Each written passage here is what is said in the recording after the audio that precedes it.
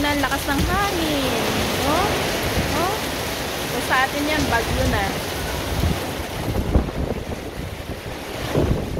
Grabe ang hangin, guys, oh. Grabe. Grabe ang hangin.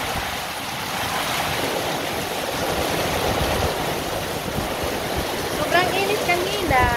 Ngayon naman, yan. Ganyan ang nangyayari. Oh. Pinas pa yung ulo.